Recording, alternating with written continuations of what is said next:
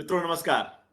इंतजार की घड़ियां समाप्त हुई और हम लोग आज हाजिर हैं कविता का पक्ष की पांचवी कड़ी के साथ। इस श्रृंखला में हम लोग मित्रों अशोक वाजपेयी जी को सुन रहे हैं और किस तरह कविता के कितने आयाम हो सकते हैं, कितनी परतें हो सकती हैं हमारे संबंधों में, हमारी सोच में। कविता की कैसी परिव्याप्ति है, कविता का हमारे लिए क्या महत्व है, इन सब पर हम उन्हें लगातार सुन रहे हैं। साथियों, अच्छा लग रहा है कि आप लोग इन कड़ियों पर अपनी प्रतिक्रियाएं दे रहे हैं। देश दुनिया के अलग अलग हिस्सों से हमें रिएक्शंस प्राप्त हो रहे हैं। ये हमारे लिए ऊर्जा का काम करते हैं। तो आइए शुरुआत करते हैं ऐसे ही एक बेहद महत्वपूर्ण प्रतिक्रिया से।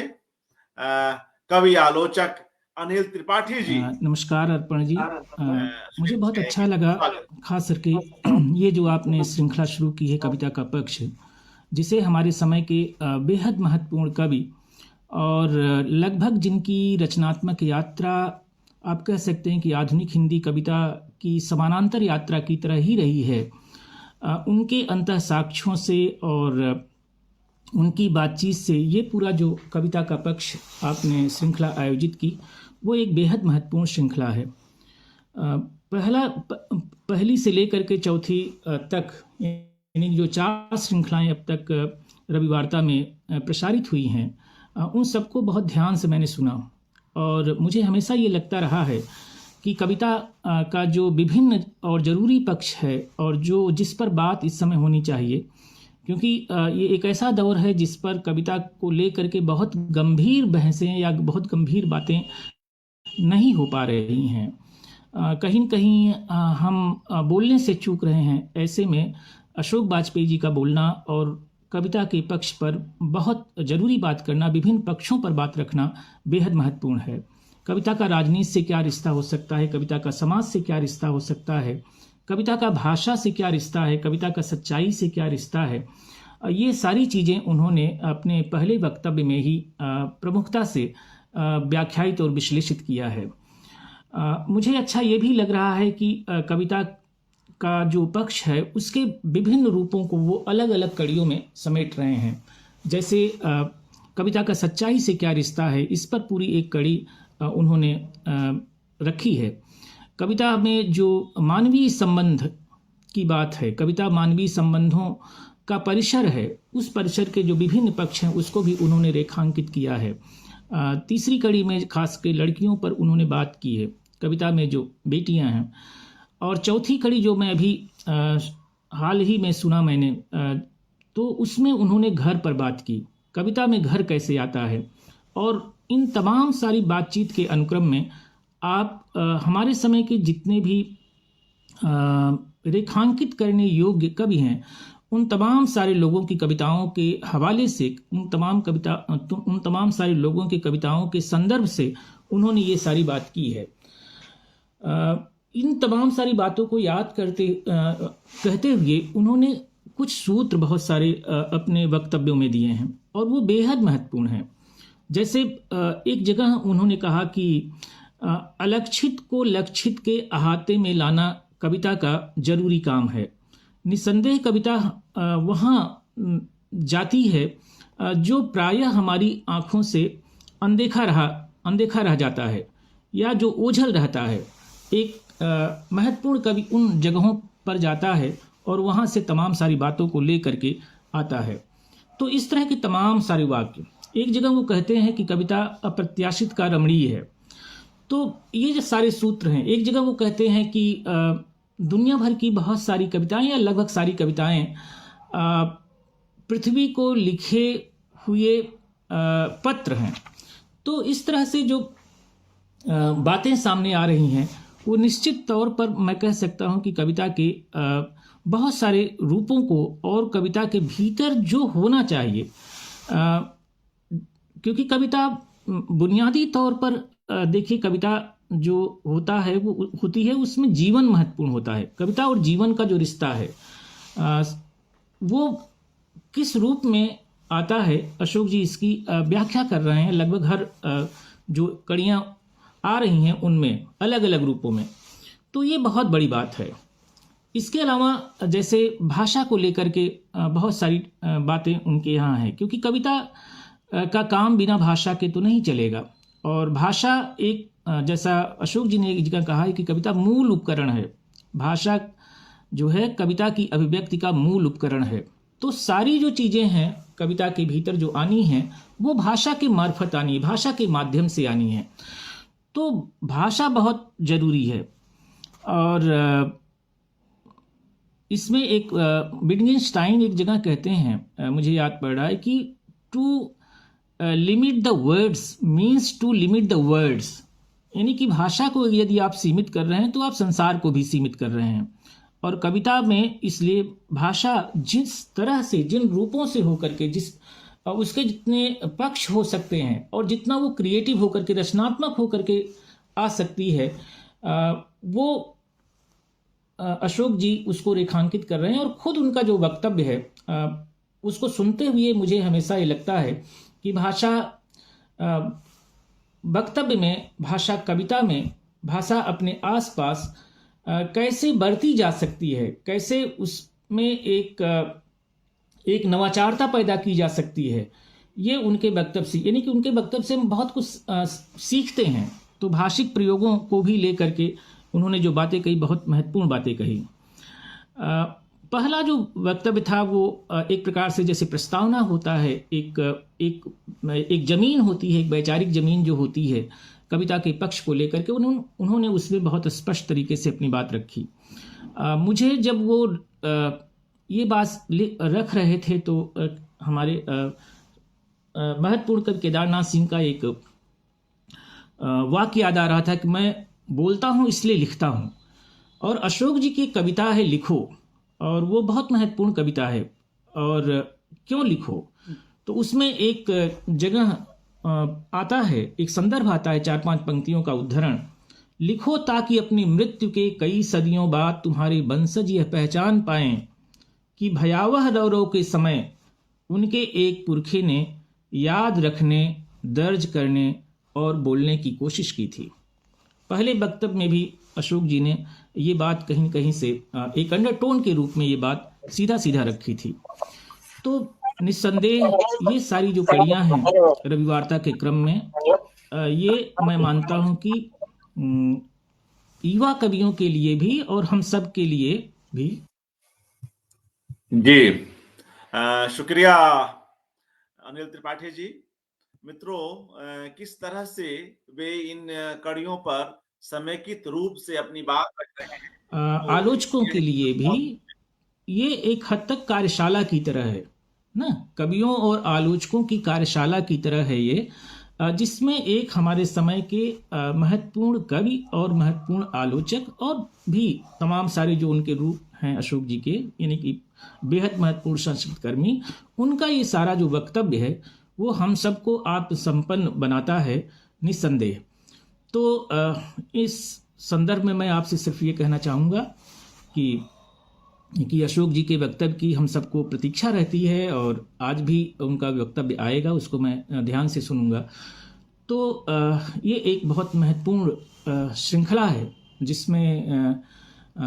जिसमें हमारे समय को रेखांकित करते हुए जो जीवन और कविता के विविध पक्ष हो सकते हैं वह सामने आ रहे हैं। तो धन्यवाद अर्पण जी इतनी खूबसूरत श्रृंखला को सामने लाने के लिए, और अशोक जी का भी बहुत बहुत आभार कि एक हमारे अशोक जी की उम्र 84 की आसपास है, और एक बेहद उर्वर मस्तिष्क के माध्यम से निकली हुई तमाम सारी ये जो बातें हैं और ये अनुभवपरक बातें हैं, तो उनको सुनना एक प्रकार से आप कह सकते हैं कि पिछले 60-70 साल की कविता के मैदान में जो तमाम सारे जो मुद्दे हैं, तमाम सारी जो बातें हैं, उनको प्रकाश में लाना है। और एक ऐसे समय में सुनना जहाँ पर बोलने की लगभग मनाही हो, वहाँ पर अशोक जी बोल रहे हैं, ये कम महत्वपूर्ण बात नहीं है। धन्यवाद जी, शुक्रिया अनिल त्रिपाठी जी। मित्रों, हम लोग ने अभी कवि आलोचक अनिल जी को सुना और कहीं न कहीं हम लोग भी इस उनकी इस बात से सहमत होंगे कि ये कड़ियाँ कैसे हम लोगों के लिए, रचनाकारों के लिए, आलोचकों के लिए, कविता के भावकों के लिए कार्यशाला का काम कर रही हैं।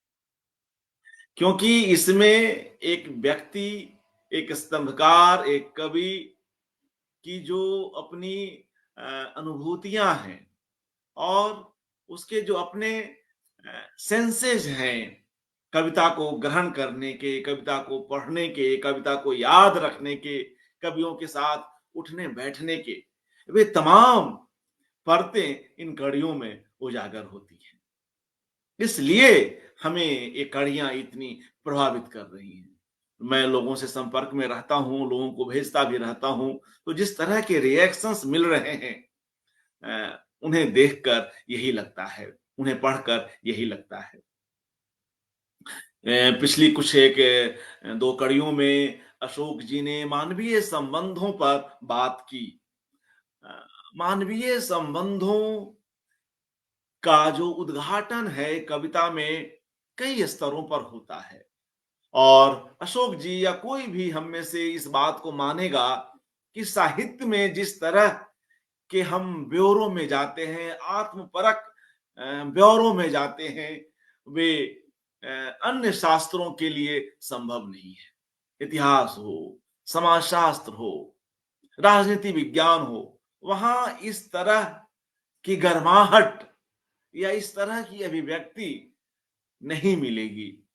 पिता पुत्र के संबंध हो, पिता पुत्री के संबंध हो, माँ के साथ हमारे रिश्ते हो, अपने पुरखों के साथ हो, प्रेम हो, ईर्ष्या हो और ऐसे कई कई तरह के भाव जिनमें उलझने भी हैं, एक के साथ दूसरे में हम घुसते चले जाते हैं।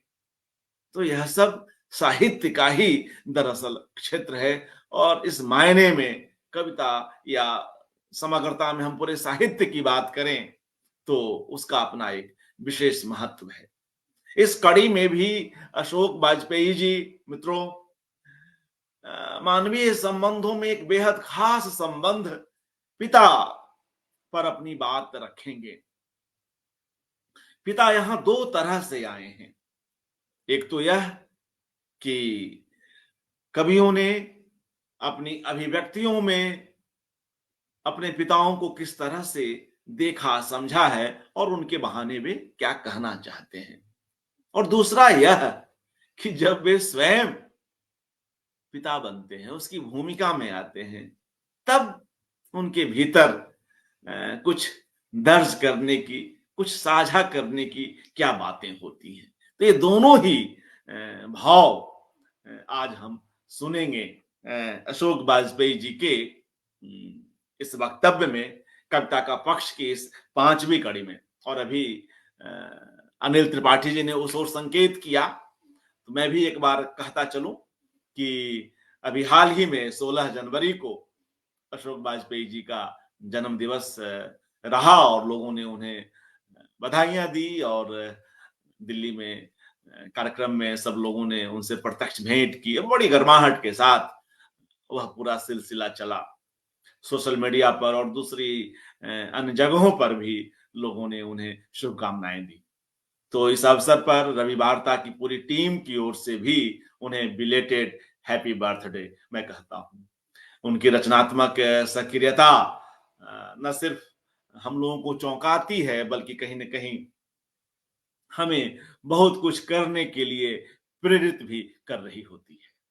वे दुर्ग में पैदा होते हैं और इन दिनों दिल्ली एनसीआर में हैं और दुर्ग से दिल्ली एनसीआर के बीच ऐसे कितने शहर हैं, खासतौर से मध्य प्रदेश के, जहां वे रहते हैं और जहां कहीं भी रहते हैं वहां कभी पत्राचार के माध्यम से, वहां विभिन्न कार्यक्रमों के माध्यम से, वहां संस्थाओं के माध्यम से वे कविता के लिए, साहित्य मात्र के लिए बहुत कुछ करते रहते हैं।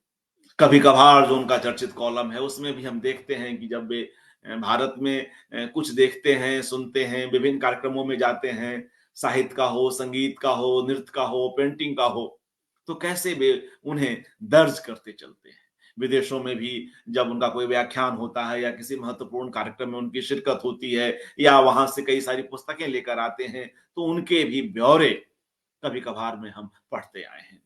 तो ऐसे एक सजग लेखक की ओर से जो यह कोशिश हो रही है और हम लोग इन कड़ियों में उन्हें सुन रहे हैं, तो निश्चय ही हमें अच्छा लग रहा है, साहित्य समाज समृद्ध हो रहा है।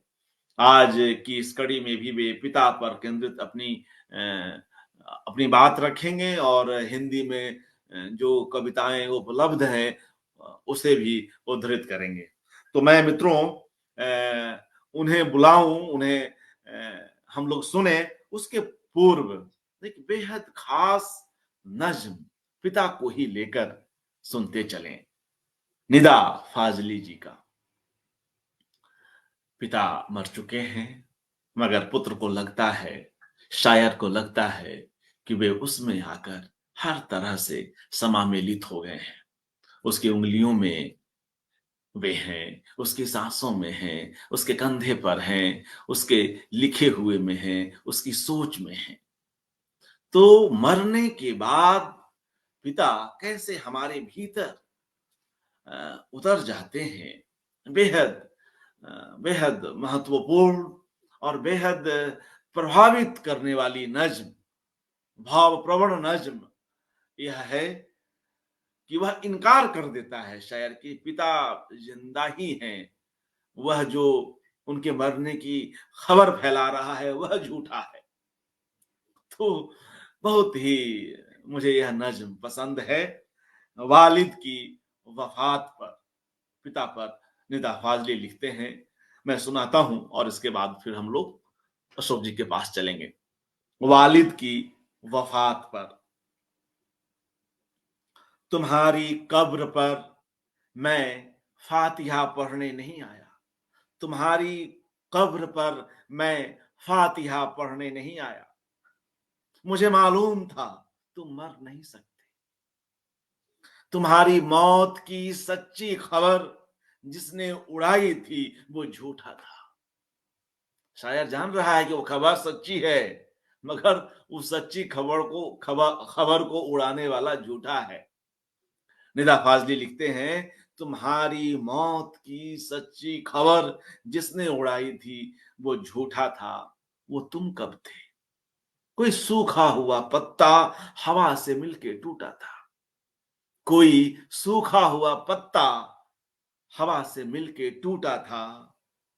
मेरी आंखें मेरी आंखें तुम्हारे मंजरों में कैद हैं अब तक, मेरी आंखें तुम्हारे मंजरों में कैद हैं अब तक।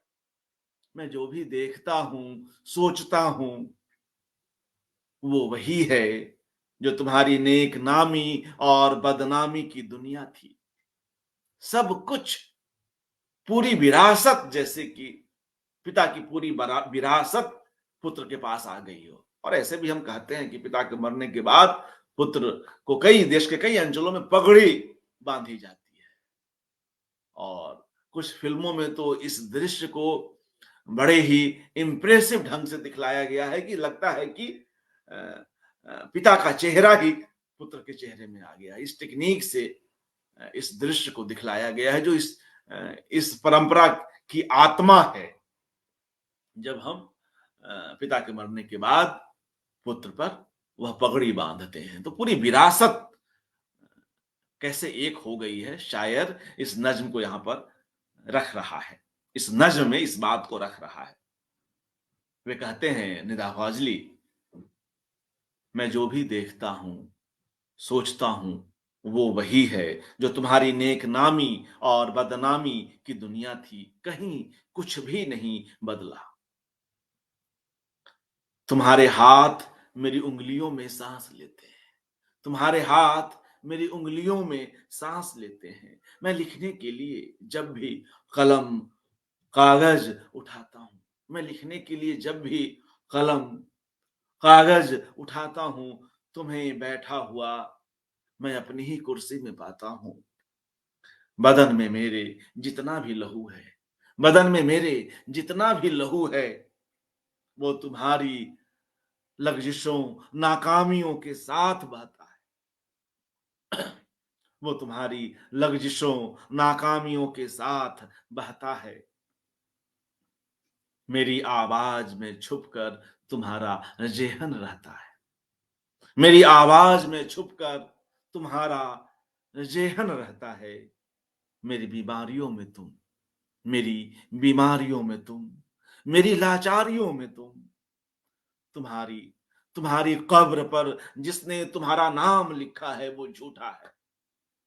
तुम्हारी कब्र पर जिसने तुम्हारा नाम लिखा है वो झूठा है। तुम्हारी कब्र में मैं दफन हूं, तुम्हारी कब्र में मैं दफन हूं। तुम मुझ में जिंदा हो, तुम मुझ में जिंदा हो। कभी फुर्सत मिले, कभी फुर्सत मिले तो फातिहा पढ़ने चले आना।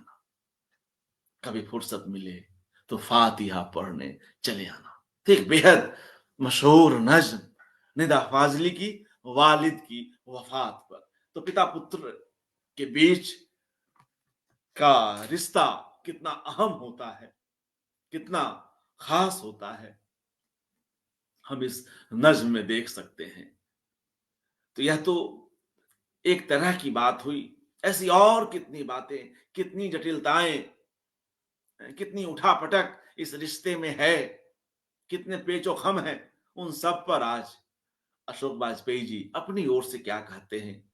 वे आज की इस कड़ी में, अपने इस वक्तव्य में इस विषय को किस तरह से उठाते हैं, किस तरह से देखते हैं। आइए हम उनके पास चलते हैं, उनका स्वागत करते हैं। मित्रों, अब हम लोग अशोक वाजपेयी जी को सुनते हैं। जी नमस्कार, स्वागत। नमस्कार। कविता का पक्ष ये 5वीं कड़ी है और ये भी मानवीय संबंधों पर ही एकाग्र है। ये सवाल उठता है कि आखिर मानवीय संबंधों पर ही इतना आग्रह क्यों कर रहा हूं? क्योंकि जितनी जगह, जितनी व्याप्ति, जितनी सघनता, विपुलता, उत्कटता मानवीय संबंधों को लेकर कविता में और साहित्य में होती है, उतनी अन्यत्र नहीं होती।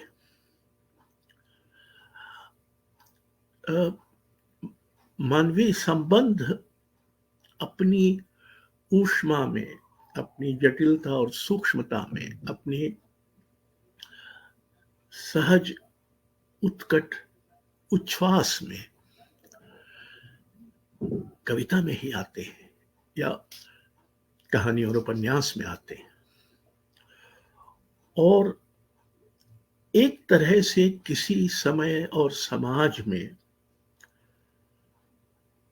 मानवीय संबंधों का इतिहास कविता और साहित्य होते हैं। जो दूसरे अनुशासन हैं वृत्तांत के या बखान करने के या विश्लेषण करने के, जो दूसरे अनुशासन हैं, चाहे समाज विज्ञान हो, चाहे इतिहास हो, वो कभी इतने ब्योरों में और इतनी सूक्ष्मता में, जटिलता में मानवीय संबंधों पर विचार नहीं करते। और अक्सर कविता इन संबंधों से जूझते हुए, इनको टटोलते खोजते हुए, इनको खंगालते हुए भाषा को वहां ले जाती है जहां भाषा संभवतः पहले कभी न गई हो। और ये एक जरूरी पक्ष है जो मानवीय संबंधों से सरोकार रखने वाली कविता में संभव होता है। यूं देखें तो जीवन शुरू ही मानवीय संबंधों से होता है और अंततः उसका समापन भी मानवीय संबंधों या उनकी अनुपस्थिति की उदासी से होता है। तो मानवीय संबंधों पर जो जोर है वो इस कारण है। आज हम पिता को लेकर जो कविताएं लिखी गई हैं उन पर कुछ विचार करेंगे। यूं तो पिता की हमारी परंपरा में जो बड़ी उदात्त और उदार छवि रही है, लेकिन आधुनिक समय में पिता के साथ संबंध कुछ अधिक कठिन, अधिक जटिल और अधिक द्वंद्वपरक रहा है। और कई बार पिता प्रतिमान बनते हैं कवि के मन में और वो अपनी तुलना पिता से करता है। और फिर जो बात मैंने पहले कही कि शायद ही कहीं और यानी समाज विज्ञान में या और वृत्तांतों में या और विश्लेषणों में को पिता के इतने रूप मिलेंगे जितने की कविता में। और आज हम कुछ उन रूपों को देखेंगे। ये कविताएं जो मैं चुनता हूं ये किसी विशेष आग्रह से नहीं चुनता हूं। मेरे चुनने का एक आधार तो यही है कि वो मेरी पकड़ में आ जाती हैं। मैं जब खंगालना शुरू करता हूं अपने निजी पुस्तकालय में कविता पुस्तकों को। शुरू करते हैं ठाकुर प्रसाद सिंह की एक कविता, छोटी सी कविता थी, मैं वंशी। मैं वंशी, माँ हमारी दूध का तरु, बाप बादल और बहन हर बोल पर बजती हुई मादल, उतर आ हंसी। छोटी सी कविता है लेकिन एक तरह के संथाली परिवार की जो की छवि है उसको साकार करती है। आगे की एक कविता है चीनी चाय पीते हुए। चाय पीते हुए मैं अपने पिता के बारे में सोच रहा हूं। आपने कभी चाय पीते हुए पिता के बारे में सोचा है? अच्छी बात नहीं है पिताओं के बारे में सोचना। अपनी कलई खुल जाती है। हम कुछ दूसरे हो सकते थे, पर सोच की कठिनाई ये है कि दिखा देता है कि हम कुछ दूसरे हुए होते तो पिता के अधिक निकट हुए होते, अधिक उन जैसे हुए होते। कितनी दूर जाना होता है पिता से पिता जैसा होने के लिए। अब ये जो बारीक पकड़ है कि पिता जैसा होने के लिए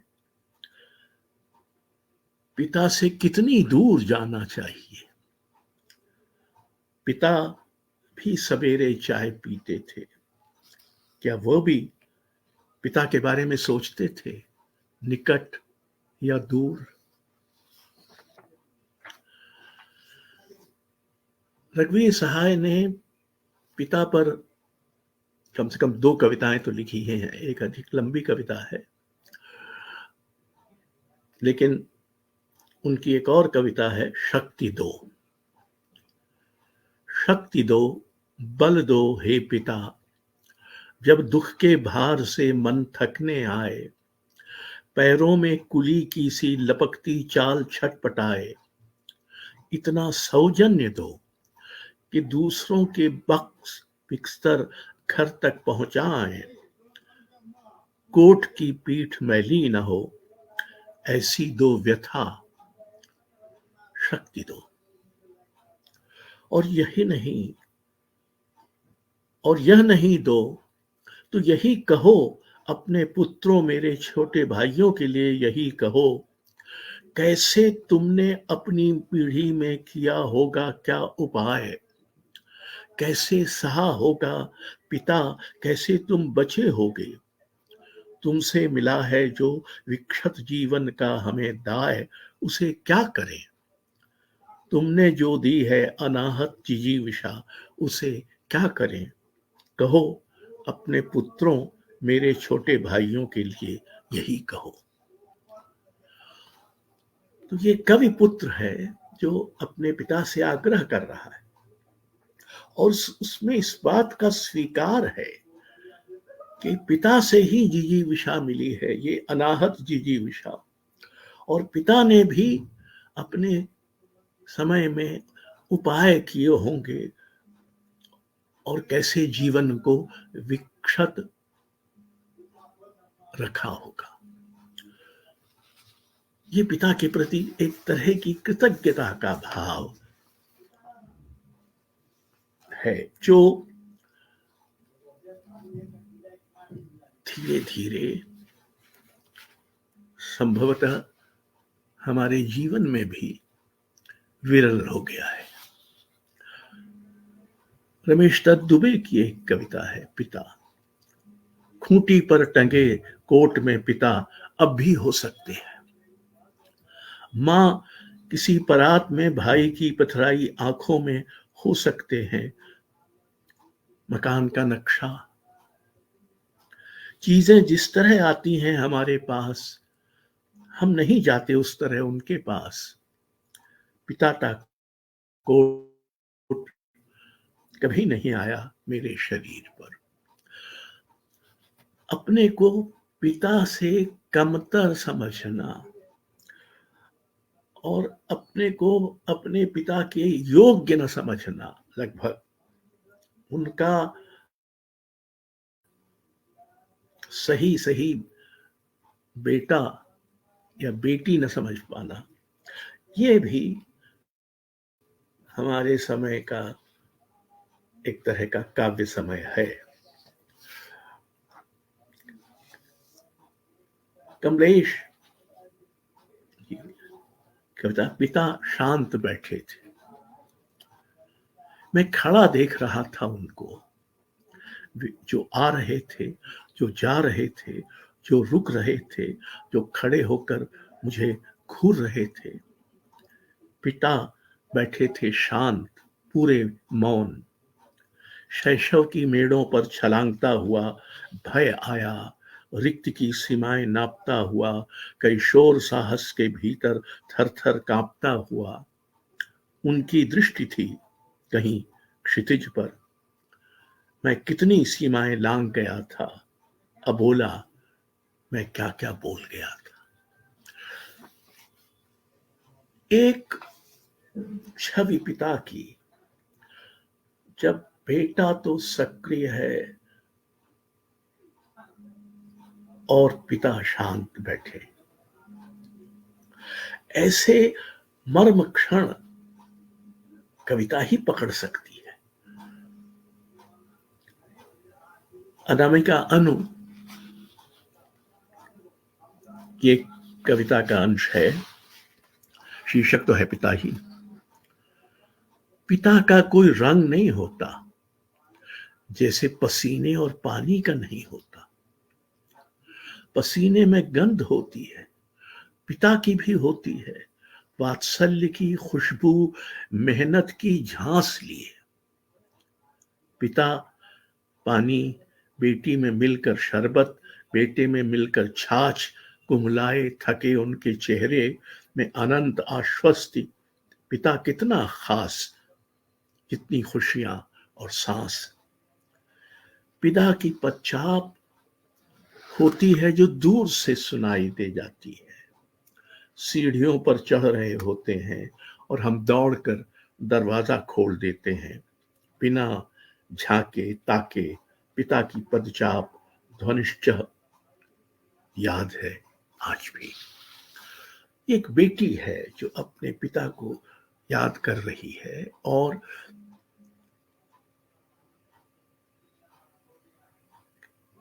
अक्सर और खासकर कथा साहित्य में ये हुआ है कि हम पिता को कुछ अधिक निर्ममता से जांच परख रहे होते हैं।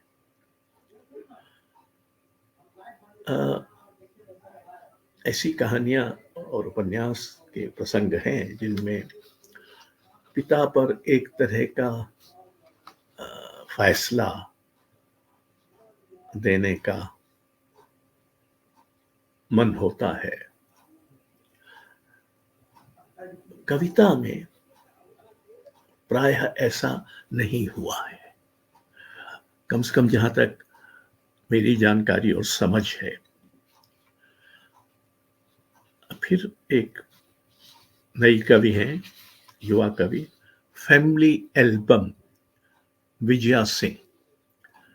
ये बांका नौजवान, ये लाज की मारी भोली दुल्हन, ये मेरे माता पिता हैं। हमारे माता पिता जवानी के दिनों में कितने खूबसूरत थे। बिलक्रीम से पीछे की ओर करीने से काढ़े बाल, एक हाथ पॉकेट में, दूसरा साइकिल के हैंडल पर। उनकी आंखें जो हल्के विस्मय और बहुत सारे विश्वास से संसार को देख रही हैं। क्या वे देख पा रहे हैं अपने और हमारे भविष्य को? क्या उन्हें अंदाजा है कि उनकी बेटियां कितनी जिद्दी होंगी, बेटे कितने भावुक और अव्यावहारिक? उनकी आंखें जो मेरी आंखें हैं, क्या नजर घुमाकर पीछे देखने से लौट पाएंगे वे क्षण जब विस्मय और विश्वास इस तरह से गड्ढमड्ढ होते थे कि एक की सीमा दूसरे के क्षितिज से आरंभ होती थी?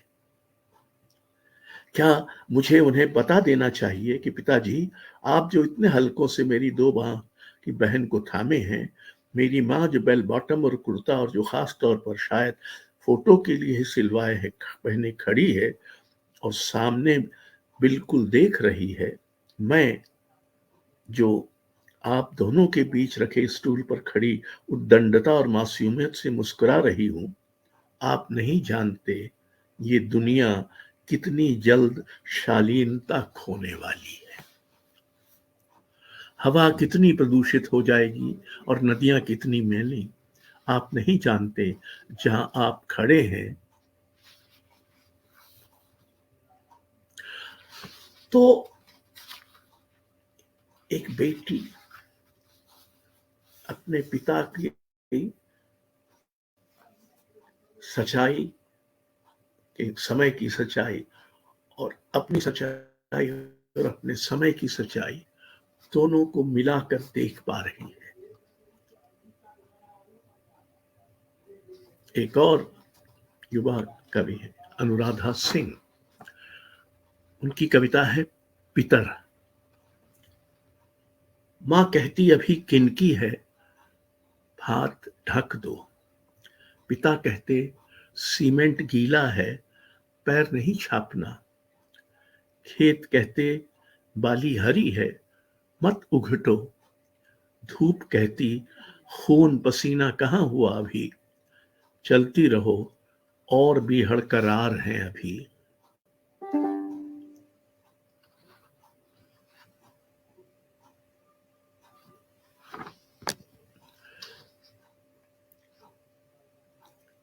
मैं समय के पहिए में लगी सबसे मंथर तीली, जब तक व्यथा की किनकी बाकी रही, किसी के सामने नहीं खोला मन।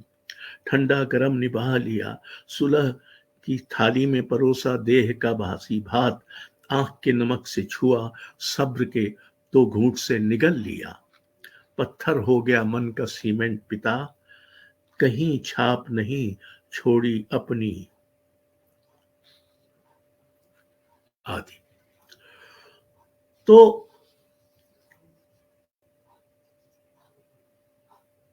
पिता को लेकर हम अपने अपने पिता को लेकर हम सबके मन में कोई ना कोई अलग छवि, कोई ना अलग भाव, मनोभाव होता है। और वो जीवन में तो होता है, पर सौभाग्य से हमारी कविता में बचा रहता है, जबकि जीवन में एक तरह से बीत जाता है। बहुत सारे कवियों ने पिता की तरह कविताएं लिखी। जैसे अभी आप देख रहे थे, सुन रहे थे कि बहुत सारे कवियों ने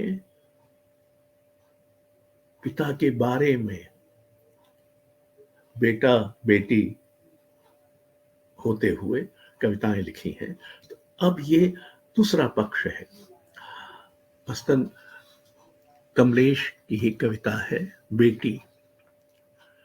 बेटी गुड़िया सजाओ, चंदा को बुलाओ, झूले में झुलाओ। माँ से सीखो कताई कढ़ाई, सखी सहेली से गीतों के बोल। कुबड़ से होगा विवाह, चढ़ाते भाई से रिसिया जाओ। पति के घर में बहु तेरी नंद ने बहुएं, चीन्हो पहचानो सखी बनाओ। बुरा भला समझो, पति को सिखाओ, बेटे बेटी के सपने सजाओ। चंदा को देखो, देखते सो जाओ। लगभग एक लोकगीत की तरह लिखी गई कविता है। और ये पिता कवि लिख रहे हैं, कवि पिता के बारे में नहीं लिख रहे हैं। और ये एक और बहुत ही रोचक पक्ष है जो कविता में आया है और इतनी सघनता से आया है। अरुण कमल की कविता है, मुक्ति। आज जब पढ़ते पढ़ाते मैंने तुझे मारा मेरे बच्चे, तब क्यों भर गई मेरी आंखें, नम क्यों हो गए मेरे नाखून तक। तुम रोए नहीं, तुम हिले भी नहीं, बैठे रहे चुपचाप पांव पर पांव धरे। और मैंने देखे तुम्हारे उघरे हुए लंबे सांवले पांव। अब जब सोचता हूं ठंडे मन से, अब जब उतरी है बाढ़, देखता हूं अपने ही अंदर दुर्गंध और पांक से भरी गलियां, टूटे मकान, ढही भित्तियां। देखता हूं अपना विनाश, दोष मेरा ही था। मैंने कभी पूछा नहीं कैसे हो तुम, जानता भी नहीं था क्या क्या पढ़ते हो तुम। मुझे याद आता है कि मैं जब सागर में अपने घर में रहता था तो मेरे पिता बेहद व्यस्त व्यक्ति थे। वो विश्वविद्यालय के अधिकारी थे और उनको ये मोटा मोटी तो पता था कि मैं सरकारी हायर सेकेंडरी स्कूल में पढ़ रहा हूँ। लेकिन जब बोर्ड का इम्तहान होने वाला था तो उसका जो पर्चा था उसमें अभिभावक की दस्तखत होते थे, कम से कम उस जमाने में। तो जब मैं वो लेकर गया उनके पास कि इस पे तुम्हारे दस्तखत चाहिए, तो उन्होंने थोड़े आश्चर्य से कहा कि अरे तुम मैट्रिक पास कर लोगे और अगले साल विश्वविद्यालय में आ जाओगे। तो कुछ यही अरुण कमल ने जैसे मेरे पिता की ओर से व्यक्त किया है। उनको भी पता नहीं था कि मैं कहाँ हूं। मदन कश्यप की कविता है, बड़ी होती बेटी। अभी पिछले फागुन में उसकी आंखों में कोई रंग न था, पिछले सावन में उसके गीतों में करुणा न थी। अचानक बड़ी हो गई है बेटी, सेमल के पेड़ की तरह हाहाकर बड़ी हो गई है देखते ही देखते। जब वो जन्मी थी तब कितना पानी होता था कुएं तालाब में, नदी तो हरदम लबालब भरी रहती थी। भादों में कैसे झड़ी लगती थी, वैसी ही एक रात में पैदा हुई थी। ऐसी झपसी थी कि एक पल के लिए भी लड़ी नहीं टूट रही थी। अब बड़ी हुई बेटी, तब तक सूख चुके हैं सारे तालाब। गहरे तल में चला गया है कुएं का पानी, नदी हो गई है बेगानी कांस और सरकंडों के जंगल में आदि। तो इधर हम में से जो लोग, जिनका परिवार है और जो जो किसी तरह से पिता माता पिता बने हैं, उनको भी अपनी संतान की बढ़त पर अक्सर अचरज होता है।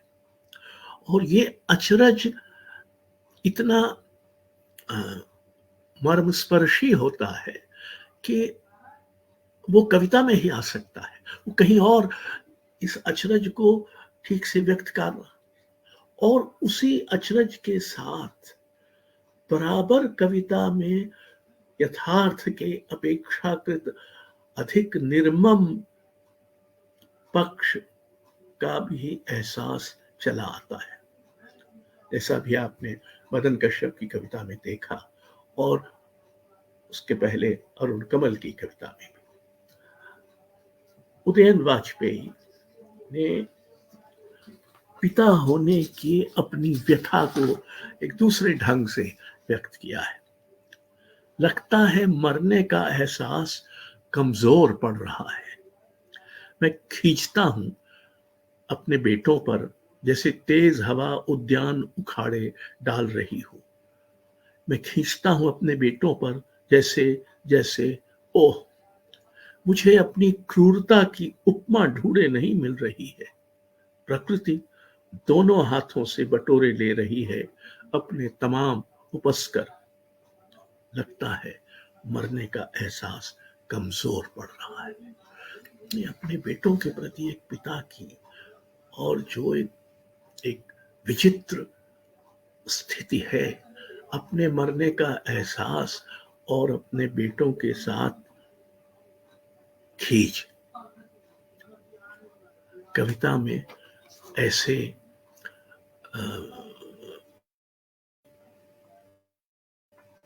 असंबद्ध लगते भाव भी बहुत कौशल से, खूबी से बुने जाते हैं।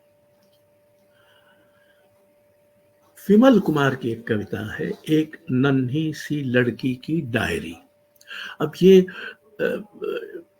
एक नन्ही लड़की अपने पापा के बारे में, अपने पिता के बारे में लिख रही है। पापा, मैं एक चिड़िया हूं लाल रंग की। पापा, थोड़ी देर बाद मैं एक नदी हूं। पापा, अब मैं एक नीला आकाश हूं। तुम क्या हो पापा? पापा, तुम एक दिन बारिश में भीग जाओगे। पापा, तुम एक दिन धूप में पिघल जाओगे। पापा, तुम एक दिन तूफान में घिर आओगे। पापा, तुम्हारे पास सपने एक किताब के भीतर हैं। उसी किताब के एक पन्ने पर कुछ कोमल शब्दों के भीतर मैं भी हूं। जानते हो मैं वहां क्यों छिपी हूं? पापा, मैं कुछ ज्यादा समझने लगी हूं। पापा, मुझ कुछ ज्यादा बोलने लगी हूं। पापा, क्या मैं अपने पंख खोलने लगी हूं? चांद जिधर जा रहा है मैं वहीं जा रही हूं। पापा, हवा जिधर बह रही है मैं वहीं से आ रही हूं। पापा, बादल जिधर झुककर बरस रहे हैं मैं वहीं नहा रही हूं। पापा। तो ये एक दूसरा पक्ष है जिसमें एक बेटी अपने पापा को अनेक रूपों में देख भी रही है और अपने अनेक रूपों को से उनको वाकिफ भी इस कविता के माध्यम से करा रही है। अरुण देव की एक कविता है, बेरोजगार पिता। ये एक और पक्ष है। हमारे समय में बेरोजगारी तो भयानक रूप से बढ़ गई है और उसका जिक्र करना भी इन दिनों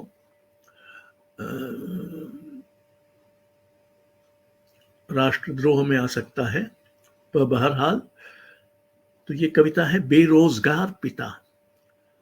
मित्र ने छिपाया अपने पिता होने को, एक बेरोजगार का यूं भी पिता हो जाना। उसने छिपाई हंसी में अपने बच्चे की मुस्कुराहट, अपनी बातों में उसके दो सफेद दांत। हमसे छिपकर वो सुखाता रहा उसके गीले कपड़े। हमारे पीछे जब वो पड़ जाता एकांत में, दो नन्हे हाथ खींचते उसके बाल, कभी वो भालू बनता, कभी बंदर तो कभी शेर, पर उसकी बेफिक्री में कभी कभी दिख जाते एक बेरोजगार पिता के झुके हुए कंधे। अब ये एक और मर्म स्पर्श का क्षण है। एक बेरोजगार पिता और उसका एक बच्चा है, उससे वो अपनी बेरोजगारी छिपाता है और दूसरों से भी छिपाता है। ये जो एक पिता होने का, एक बेरोजगार पिता होने का दर्द है, उसकी जो व्यथा है, उसकी जो विडंबना है, उसको ये कविता खोलती है। विष्णु खरे की कविता एक दूसरा, एक और पक्ष, पिता की खोज का। जैसे जाने से पहले उसने कहा, कविता का शीर्षक है बेटी। जाने से पहले उसने कहा, अपनी बेटी समझकर ही मुझे रख लीजिए। वो सूखी सावली लड़की जिसके पसीने में बहुत पैदल चलने, कई बसें बदलने की बू थी, इसके बहुत पहने कपड़ों से धूपहीन खोली के सीले कूदड़ों और आम के पुराने अचार की गंध उठती थी। उसे मैं वो नौकरी न दे सका। बाद में मेरे वे नितांत अस्थाई अधिकार भी रहे नहीं। मैं उससे ये तो नहीं कह सका कि वो कैसे उस नौकरी के लायक नहीं थी, जैसे हर जगह लायक लोग ही बैठे हों। लेकिन मन ही मन मैंने उसे बेटी जरूर कहा। 50 बरस की उम्र में ये पहली बार था कि 22 साल की किसी पराई लड़की को मैंने वैसा माना। उसका पिता उसके साथ नहीं था, वरना अपना वो प्रतिरूप में देखता। लेकिन ऐसे शाइस्ता संकोची व्यस्त बाप अपनी बेटी के लिए समस्याएं पैदा न करते हुए, ताकि वक्त जाया न जाए, उसी दरमियान किन्हीं और लोगों के सामने बैठे रहते हैं, हर मुमकिन वास्ता देते हुए। हर शाम मेरी अजनबी बेटी लौटती है, मायूस होने के पहले कुछ नए रहम दिलों की बेटी बनकर। सुबह फिर निकल जाती हैं मेरी 1000 बेटियां, एक परेशान, डरी हुई, अपमानित उम्मीद लिए, अपने असली पिताओं से अलग, उस पिता की तलाश में जो उन्हें बेटी या काबिल माने न माने रख तो ले। अब ये सच्चाई का एक और निर्मम पक्ष है।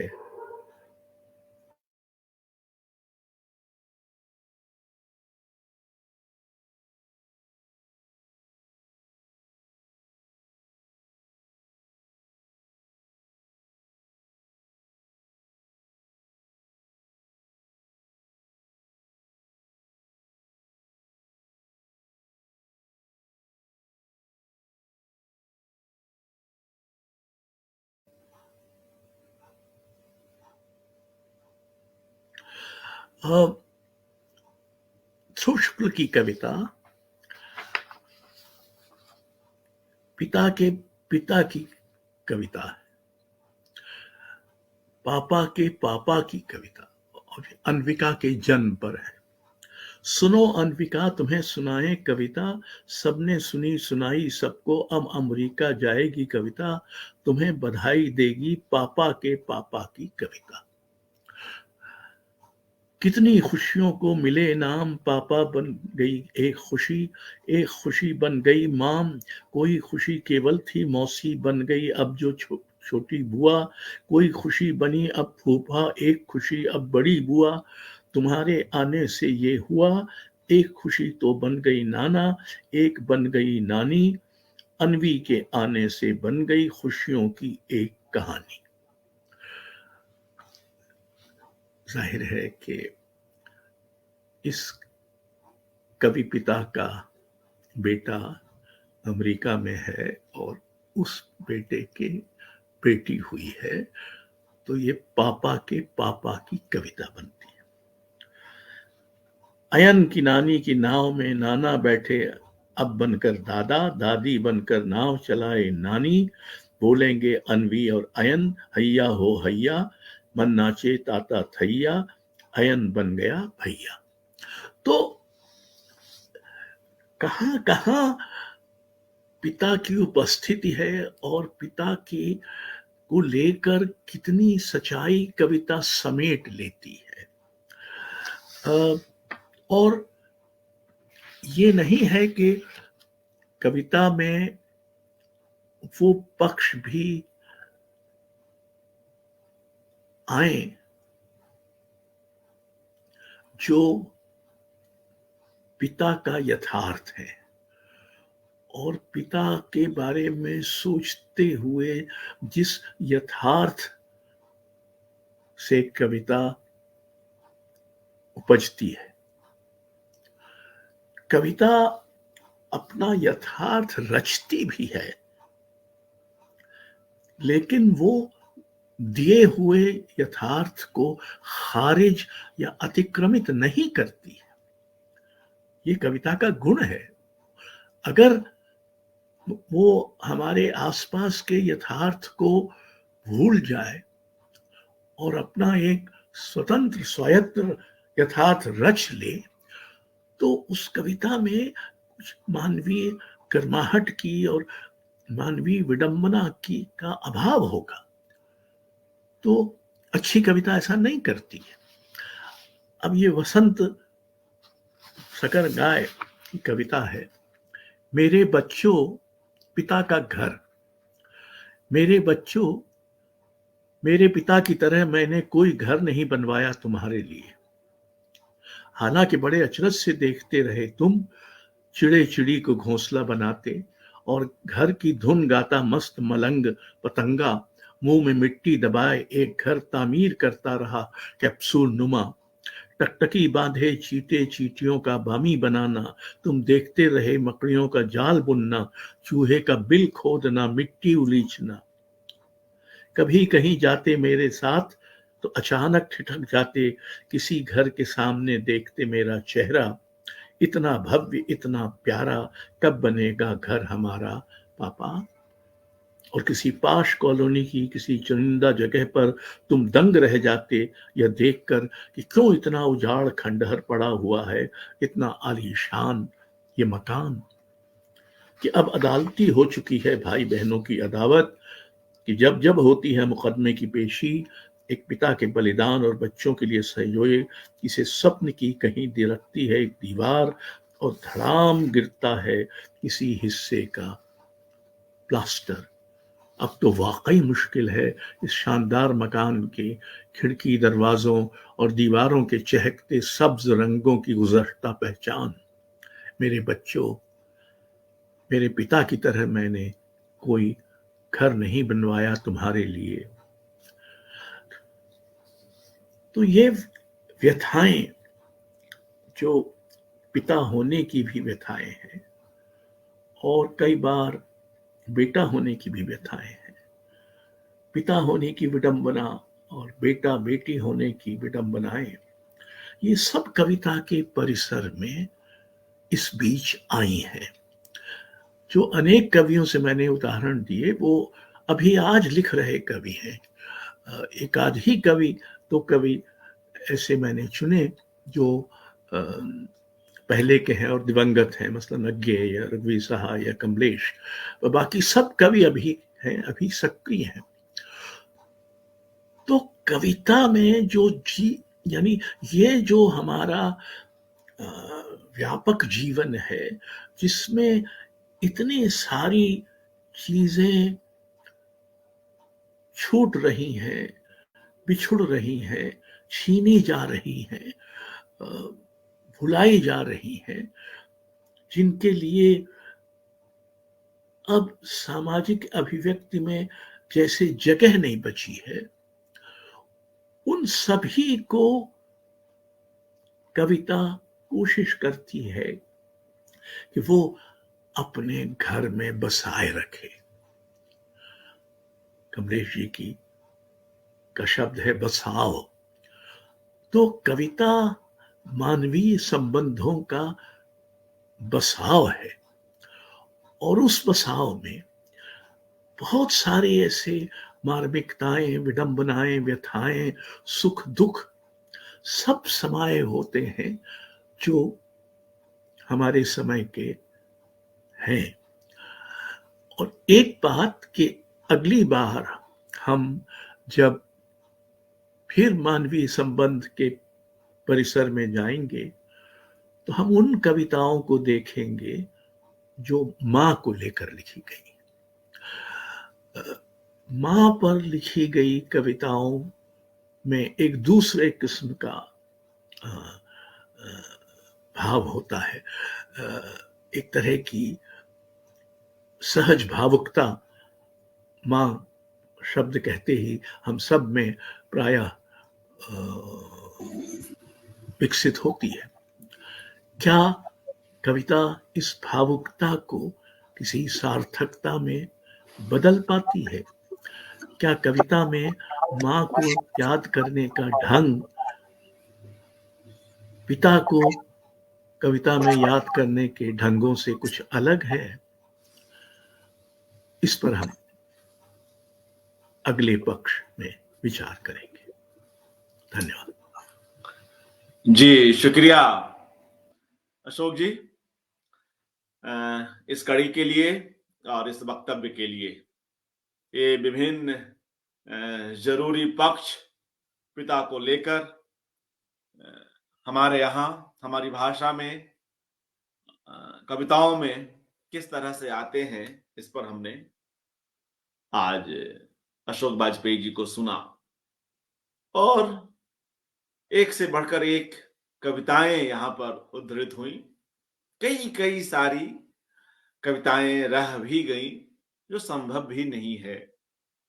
वे स्वयं भी इस बात को मानते हैं कि वे उन कविताओं को ज्यादा महत्व दे रहे हैं जिन पर किसी कारण से कम चर्चा हुई हो। तो और यह कहीं ना कहीं उकसाने की बात है। विषय केंद्रित भी ये कड़ियां हैं तो कहीं ना कहीं ये उकसा रही हैं कि इस विषय पर आप कहां जा सकते हैं। इस विषय पर आप सरोज स्मृति पढ़ सकते हैं, दोबारा तिबारा पढ़ सकते हैं, बार बार पढ़ सकते हैं। एक ऐसा सुदीर्घ शोक गीत सरोज स्मृति महाप्राण निराला लिखते हैं अपनी बेटी के असमय गुजर जाने पर। ऐसी कितनी कविताएं हैं हिंदी में। बस अशोक जी तो यहां एक हमें पोक कर रहे हैं कि आप उस विरासत के साथ या उस वर्तमान के साथ अपने आप को जोड़ें जहां मानवीय संबंधों पर कितना कुछ लिखा जा रहा है। नागार्जुन की वह कविता याद कीजिए, गुलाबी चूड़ियां, बस ड्राइवर की आंखों के आगे उसकी बेटी की कुछ चूड़ियां टंगी हुई हैं और कैसे वे एक अलग भाव बोध में कविता ले जाती है। वह एक बिल्कुल निम्नतर परिवार से आया हुआ पिता कैसे गाड़ी चलाता हुआ अपनी बेटी की उन चूड़ियों को हिलता हुआ देख रहा है और वह आश्वस्त है, उसे अच्छा लग रहा है और बेटी ने जिद की है कि उन चूड़ियों को उसकी आंखों के सामने रखा जाए। एक और बेहद महत्वपूर्ण कविता, थोड़ी लंबी भी है, निर्मला पुतुल जी की, उतनी दूर मत ब्याहना बाबा, उतनी दूर मत ब्याहना बाबा। पिता के साथ पिता को संबोधित इस कविता में कैसे एक लड़की अपनी बात कह रही है, कहां कहां उसकी शादी मत करना, और उसमें भी एक एक कर सभी प्रसंग आते हैं। वह शराब न पीता हो, वह इतना दूर आप घर मत कर दो कि वहां जाने के लिए मायके की बकरियां बेचनी पड़े, वह हाट बाजार से लड़कियों को खरीद कर लाने में उस्ताद न हो। जितनी कुप्रथाएं अंचल विशेष की हो सकती हैं, निर्मला पुतुल अपने इस कविता में लेकर आती हैं। बड़ी ही चर्चित कविता, उतनी दूर मत ब्याहना बाबा। इसी तरह से केदारनाथ सिंह की एक बेहद खास कविता, एक पारिवारिक प्रश्न, वहां भी संवाद है, वहां भी संवाद में पिता उपस्थित हो जाते हैं। आज के जो रिएक्शंस वाला खंड था उसमें हमारे अनिल त्रिपाठी जी केदारनाथ सिंह जी को याद भी कर रहे थे। तो जब उनकी इस कविता एक पारिवारिक प्रश्न की चर्चा चली है तो क्यों नहीं मैं उसको भी यहाँ पर रखता चलूं। इसलिए भी रख रहा हूं कि छोटी है, तो उद्धृत करने की कई वजह हो सकती हैं। उसमें से एक वजह जो शायद गलत भी हो मगर है कि छोटी है, क्योंकि पहले ही वक्त काफी हो चला है, 1 घंटे से ऊपर का कार्यक्रम हो गया है। तो केदारनाथ सिंह अपनी इस कविता में क्या लिखते हैं सुनिए। एक पारिवारिक प्रश्न, पिता कैसे आ जाते हैं, पिता कहां कहां आ जाते हैं और बड़े अपरिहार्य ढंग से आते हैं। पिता ने उगाया है बरगद छतनार, पिता ने उगाया है बरगद छतनार, मैं अपना नन्हा गुलाब कहां रोप दूं। मुट्ठी में प्रश्न लिए दौड़ रहा हूं वन वन, पर्वत पर्वत रेती रेती बेकार। तो यह एक अलग तरह की भावभूमि पर लिखी हुई कविता है। तो कितने शेड्स में हम इस भाव को, इस संबंध को देखते हैं, समझ सकते हैं। रश्मि भारद्वाज जी की एक कविता है, वह तुम ही हो पिता। उदय प्रकाश जी की एक बेहद मशहूर कविता है जिसमें कई नए अछूते बिंब वे लेकर आते हैं, और ऐसे तमाम लोगों की कविताएं हैं। तो खैर मित्रों, यह बात तो अनंत है और यही इसकी खासियत भी है, सौंदर्य भी है कि इस तरह की कड़ियां हमें इन विषयों की ओर ले जाने का काम करे। चलते चलते एक और प्रतिक्रिया हम लेते चलें, पत्रकार और कवि अनिल विभाकर जी की। उन्होंने भी कविता का पक्ष की कुछ एक कड़ियों को सुनकर अपनी यह प्रतिक्रिया हमारे पास भेजी है। हमें अच्छा लग रहा है। उन्हें धन्यवाद देते हुए उनकी इस प्रतिक्रिया के साथ अर्पण जी, कार्यक्रम को भी नमस्कार। स्वागत जी। नमस्कार। कविता का पक्ष कविता के पाठकों के लिए एक अच्छा वीडियो कॉलम है। इसकी मैंने 3 कड़ियां सुनी। इन कड़ियों का विषयवार होना मुझे अच्छा लगा। अशोक वाजपेयी कविता के मर्मज्ञ तो हैं ही, विमर्शकार भी हैं। कॉलम की तीसरी कड़ी में अशोक जी की इस बात से सहमत हूं कि कविता का एक अर्थ नहीं होता और न एक विषय होता है। यह सही है कि कविता लिखते समय कई सारी चीजें और भाव शामिल हो जाते हैं। तीसरी कड़ी कविता के प्रेम पक्ष पर और चौथी कड़ी घर परिवार पर केंद्रित कविताओं की है। विषय केंद्रित होने से कविताओं के भाव, अर्थ और काव्य प्रवृत्ति समझने में आसानी होती है। इससे पाठकों की समझ भी विकसित होगी। कविता मूल रूप से प्रेम कविता होती है। कविता संसार को लिखे गए प्रेम पत्र हैं। अशोक जी का यह कहना मेरे विचार से पूरी तरह नहीं, अंशतः सही है। नरेश सक्सेना, विनोद कुमार शुक्ल, अज्ञेय, भगवत रावत, रघुवीर सहाय, अनामिका, आलोक धनवा, शरद बिल्लौरे आदि की कविताओं के सुंदर उद्धरणों से उन्होंने अपनी इस बात को सिद्ध किया है। मगर हिंदी में इन दिनों जिस तरह की कविताएं लिखी जा रही हैं, न तो उनकी भाषा प्रेममय है, न संवेदना, न उनका लक्ष्य। आलोक धनवा की कविता ब्रूनो की बेटियां तो प्रेम कविता को कह सकते हैं, मगर उनकी कविता गोली दागो पोस्टर कहीं से प्रेम कविता लगती है क्या? दरअसल हिंदी की कविताएं इस समय क्रांति का हथियार हो गई हैं। वीडियो कॉलम की चौथी घड़ी घर परिवार और मानवीय संबंधों पर केंद्रित कविताओं पर है। यह सही है कि पृथ्वी की तरफ लौटना घर की तरफ लौटना है, घर पृथ्वी पर ही बनते हैं, चिड़िया भी घोंसला बनाती है पेड़ों पर, पेड़ भी पृथ्वी का ही हिस्सा है। पेड़ भी पृथ्वी का ही हिस्सा हैं, पर्वत भी और घर भी।